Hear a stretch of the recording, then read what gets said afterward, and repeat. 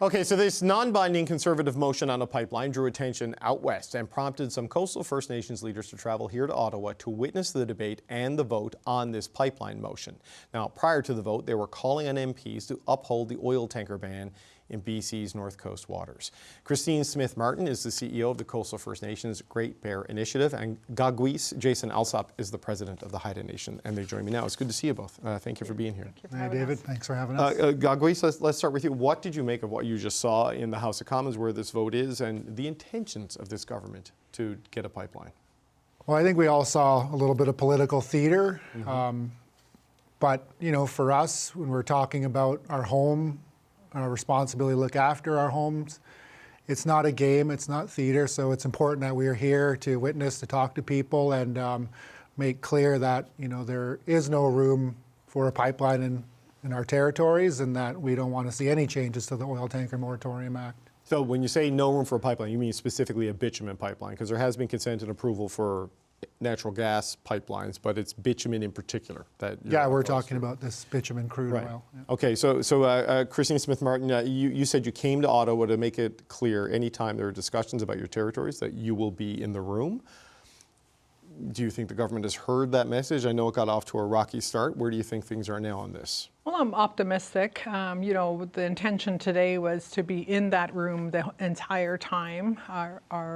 It's really important that our presence be known, that any time that you're going to be talking about anything that impacts our communities along the coast, we're going to insert ourselves to make sure that we're in that room. So it was a good day for us today. We did a lot of talking with MPs, making sure that they understand this isn't just a political ploy that shouldn't be going back and forth. This is actually our territories. A lot of our employment is related to this. A lot of our food subsistence is related to this. So it is really important to us. So right now there's no private sector proponent, but there is the government of Alberta, which is leading this initiative. And I know that they are charged with doing the consultation process with First Nations and whatever the process will be with the government of British Columbia. Daniel Smith, her minister, I know they were reaching out to people in the territories. Have you heard anything, or is there anything they can say to you that would get you to drop your opposition to a pipeline to either Kitimat or Prince Rupert? I'll let Gaagwiis answer that first, and I'll join in after that. Yeah, sure. Yeah, at this point, you know, there is nothing they could say to us to get us to change our position. This isn't about an economic opportunity. This is about looking after our homelands. And so it was interesting in the House today to hear a lot of conversation about the cost of groceries and the cost of living, when the reality for us on Haida Gwaii, the North Coast, is that we sustain ourselves from the ocean. So we're eating salmon and halibut and all these foods and proteins that sustain us, that help us with that cost of living. Okay, but where are you on this? Well, I think, you know what, I think we yesterday seen a press release from Gaagwiis Nation, and they hosted a conversation with Alberta government. But at the end of that conversation, they've been able to present as to why this isn't going to happen. They came out with a news release after that saying that they're completely supportive of keeping the tanker ban the way it is. So, you know, we can only speak for our nations that belong to Coastal First Nations, but it wasn't agreeable 50 plus years ago, and it's certainly not agreeable now. And that's been our stance. And today is about making our presence known so that people understand that when you're talking about our territories, we're not going to be on the outside looking in. We're going to insert ourselves to make sure that we're there. Right, and Coastal First Nations, we use it as a collective, it's an umbrella organization of a series of First Nations. So, Gaagwiis, we know it's unanimous in the Coastal First Nations organization that they're against this. Are there First Nations that you know, that you've spoken with, or that along the potential routes, who want this to happen, who are formally and ready to support this? Because I can't find them. I'm told they're there, but either they're shy or they don't exist. What's your understanding of it?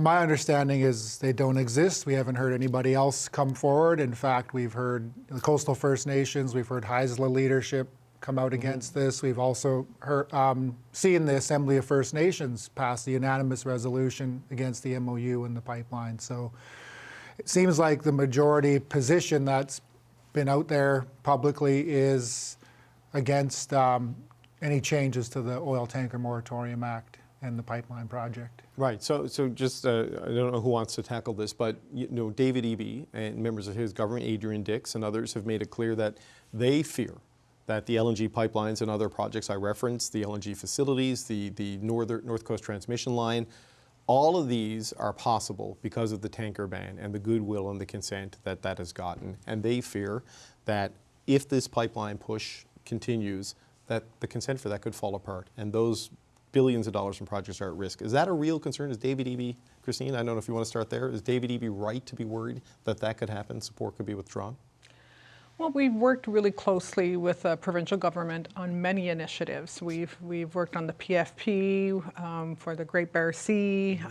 We've also worked on the Great Bear Rainforest Agreement. We have built a sustainable economy within the coast. So the province understands the depth of what's at stake here. So it isn't, their sense of and being able to work with us on really great initiatives that have been duplicated in 9 different countries. Like, we are leading the way when you talk about economic reconciliation. We did it many, many years ago, and we're still continuing to do that. And I'll pass it up to Doug. Is it as serious as the Premier seems to think, Gaagwiis? Well, I think it is. I think what's at stake here is a lot of hard work that's gone into reconciliation in British Columbia and in Canada, in acknowledging the truth of the past, but also work to look forward together. And that's been built by successful generations of leadership, building trust, setting out frameworks to recognize title and rights, projects. And if a project comes in, pushed by Alberta or the federal government, and it dishonors the Crown, it runs roughshod over our title and rights, that flips a lot of that goodwill and all that good work over many years on its head, and we start taking steps backwards instead of steps forward in that spirit of reconciling the histoy of this province and the country and Indigenous But could it people. kill those other projects? I mean, this is what people say a lot of things in politics, and I don't want to presume to know the thinking of you and the other nations there, but could it kill those projects?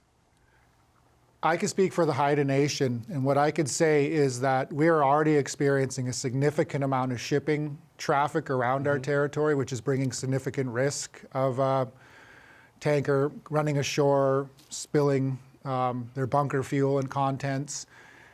So all around Haida Gwaii, there's projected 217% increase of traffic over the next 15 years with existing projects.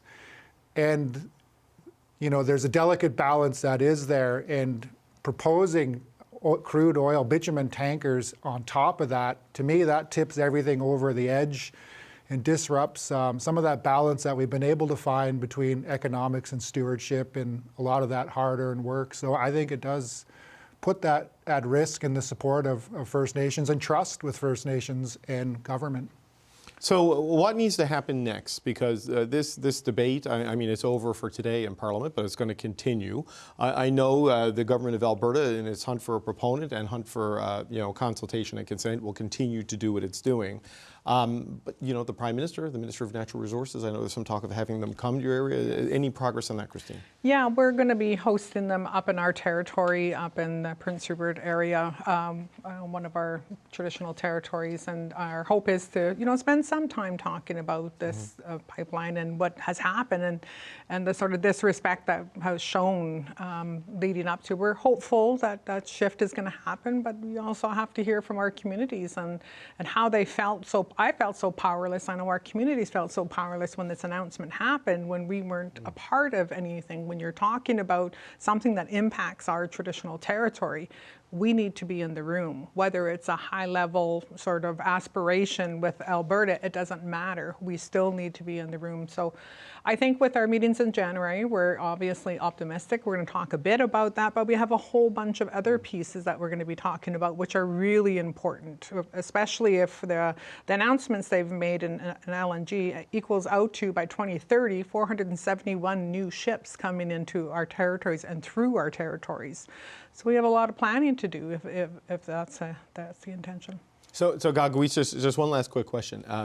Obviously, they voted no today. The concern is outlined by people like Corey Hogan, who's a Liberal MP for Calgary, was that if they had voted yes, it sends a message that consultation it doesn't matter. How would you have taken a yes vote on this motion today?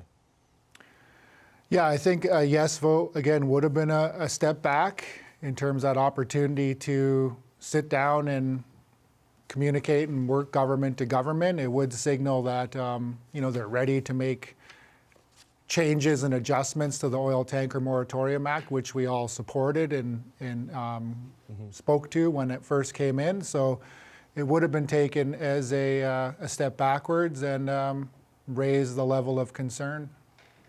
I want to thank you both. I know you've traveled a long way to be here for today. I want to thank you for sharing some of your time with me. Christine Smith-Martin, the CEO of the Coastal First Nations Great Bear Initiative, and Gaagwiis Jason Alsop is president of the Haida Nation. Thank you both. Thank you. How are David? Thank you.